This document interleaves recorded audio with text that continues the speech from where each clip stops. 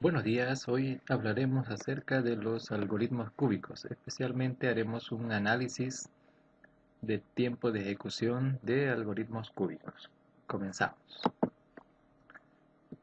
En primer lugar, los algoritmos cúbicos son estos algoritmos que tienen la característica de que un conjunto de datos, de n datos, van a ser procesados y para ello se requiere un ciclo dentro del cual serán procesados esos datos, pero este ciclo a su vez está dentro de otro ciclo, el que a su vez está dentro de otro ciclo. O sea, estamos hablando de tres ciclos anidados.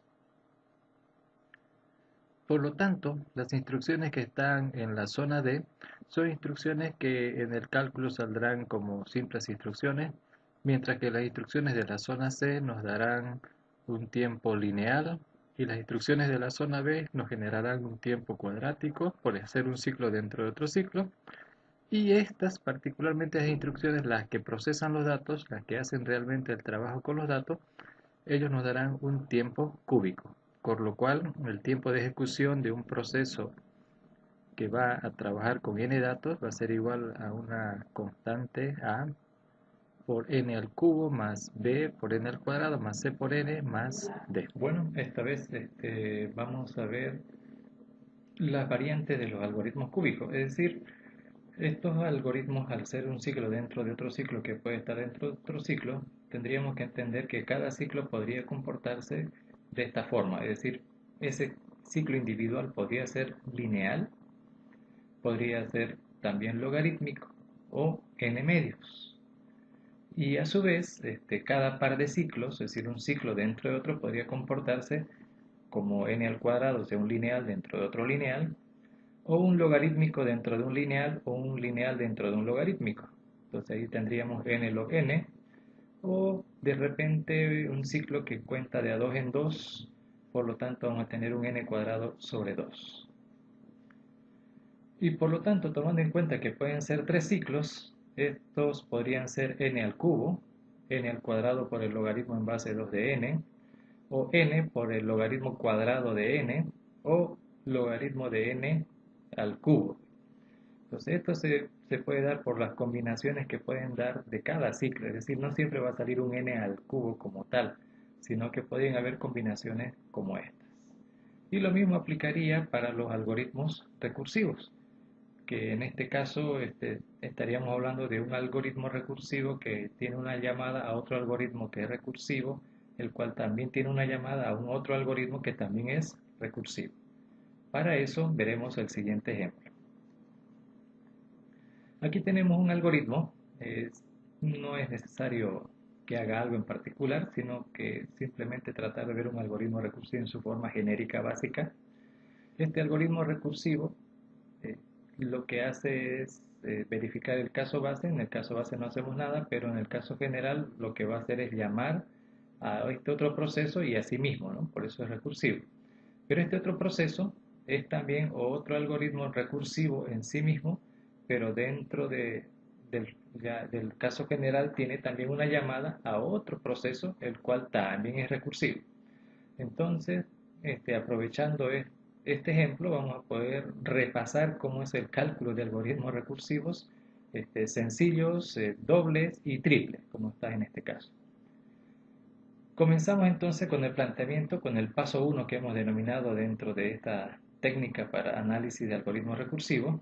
En el paso 1 lo primero que vamos a hacer es plantear las ecuaciones de recurrencia. En este caso, para el algoritmo más simple, la ecuación de recurrencia sería el siguiente.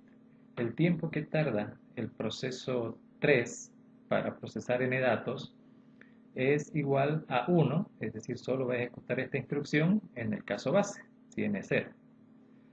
Y para el caso general, es decir, para valores de valores de n mayores a 1, este algoritmo va a ejecutar esta instrucción, la comparación, más el tiempo que tarde este proceso, pero con un dato menos, ¿no?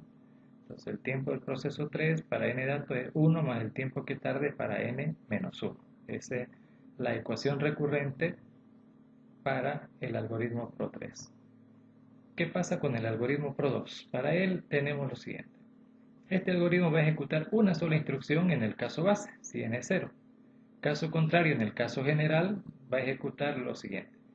Va a ser 1, que es esta instrucción, más el tiempo que tarde este proceso para la misma cantidad de datos que está recibiendo, más el tiempo que tarde él mismo con un dato menos, más el tiempo que tarde él mismo con un dato menos. Entonces aquí tenemos otra ecuación recurrente. Finalmente, el proceso 1, su tiempo será de una instrucción, solo esta, si n es 0, su caso base.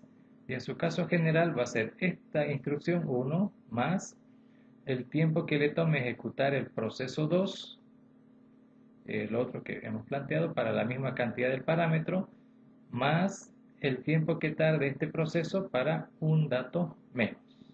Entonces aquí tenemos las tres ecuaciones recurrentes correspondientes a cada uno de estos algoritmos individuales. Lo primero que hacemos para calcular el tiempo de ejecución de un algoritmo recursivo es establecer sus ecuaciones de recurrencia. Para este caso, esto nos va a dar una instrucción solamente si n es 0, es decir, no va a ejecutar ninguna otra instrucción más en el caso base.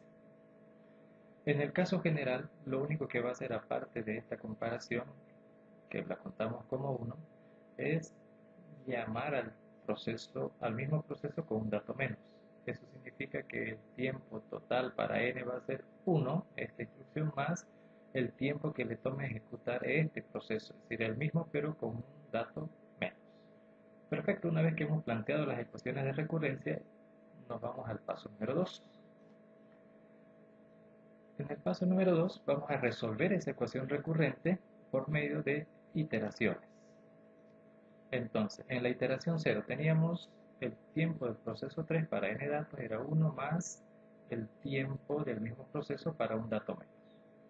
Correcto. En la primera iteración vamos a sustituir este tiempo recurrente por el correspondiente. Es decir, el tiempo de este proceso es 1 más el tiempo del mismo proceso, pero para un dato menos que el parámetro actual, es decir, para n-2 en este caso. Haciendo las sumas correspondientes, en la iteración 1 vamos a tener 2 más el tiempo que tarde ese proceso con 2 datos menos que el comienzo. Iteración número 2. En la iteración número 2 sustituimos el tiempo de esto por el especificado, es decir, 1 más el tiempo que tarda el mismo proceso para un dato menos. Haciendo matemáticas vamos a tener 3 más el tiempo de este proceso para n-3. Iteración número 3. En esta iteración sustituimos una vez más el tiempo de este proceso por su equivalente, que es 1 más el tiempo del mismo proceso pero para un dato menos. Esto nos va a dar 4 más el tiempo del proceso para n-4 en la iteración número 3. Y así sucesivamente vamos a continuar hasta que en la iésima iteración, es decir, una iteración en la cual la última llamada será la llamada al caso base. Entonces, para la iésima iteración, si seguimos este procedimiento, vamos a tener entonces una constante a, es decir, un valor constante que luego tendremos que calcular, más el tiempo que tarde en llamarse al mismo proceso, pero para el caso base. Entonces, de esta forma hemos desglosado, haciendo iteraciones, todas las llamadas recursivas y el tiempo ya nos queda ya no en términos recurrentes. Vamos al paso número 3. En este caso lo que vamos a hacer es calcular el valor de esta constante a para la iésima iteración. ¿Cuánto será ese valor? Para eso vamos a tomar como referencia lo que se ha desarrollado en todo el proceso de iteraciones. Entonces, en la iteración 0 vemos que la variable, que la constante en cuestión vale 1. Y que en la iteración 1 lo que ocurre es que a ese valor le agrega otro 1. Anotamos acá. En la iteración 2 vemos que a ese resultado se le agrega otro 1 y en la iteración 3 otro 1. O sea que al final de cuentas en cada iteración se le está agregando 1, 1, 1, 1. Y así en la iésima iteración nosotros vamos a proyectar lo que está ocurriendo con las demás. Es decir, en cada iteración le agrega 1, entonces en la iésima iteración también le va a agregar un 1. Es así que entonces esta constante acá será 1 más i. Es decir, este 1 se ha sumado i veces, ¿no? un 1, 2 1, 3 1 y 1. Y ese es el valor de la constante. Ahora nos vamos al paso número 4. En el paso número 4 vamos a averiguar cuántas iteraciones son necesarias antes de llegar a la llamada al caso base. Para eso vamos a plantear una ecuación. Esa ecuación es la siguiente. Esa ecuación vamos a tomar el lado izquierdo de los parámetros de las llamadas recursivas en cada iteración. Vemos que aquí el parámetro es n-1, n-2, n-3, n-4, n- algo en forma general. ¿Menos cuánto?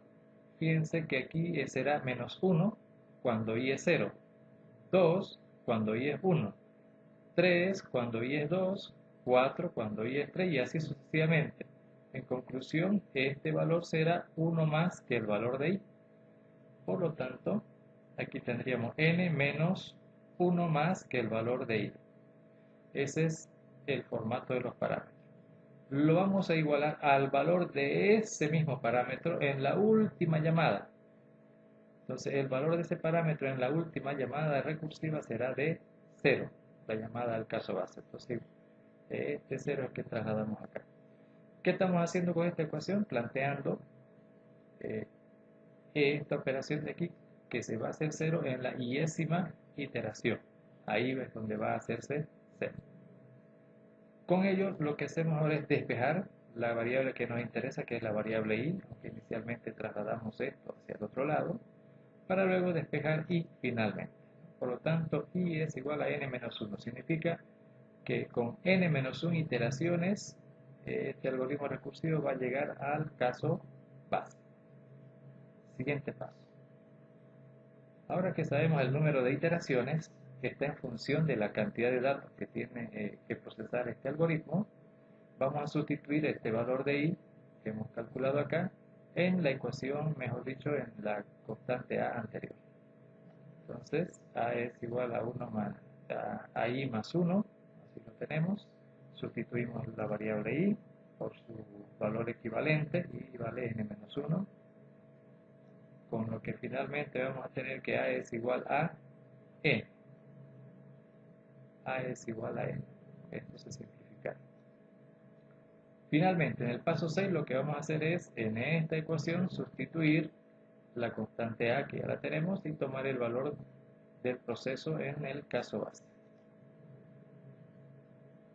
Sustituyendo, a nos va a dar n, y el tiempo del proceso 3 para el caso base 0 es 1. Por lo tanto, el tiempo de este algoritmo es n más 1. Es decir, lo mismo que tenga n, ese es el mismo valor más 1. Correcto, con eso terminamos esta parte.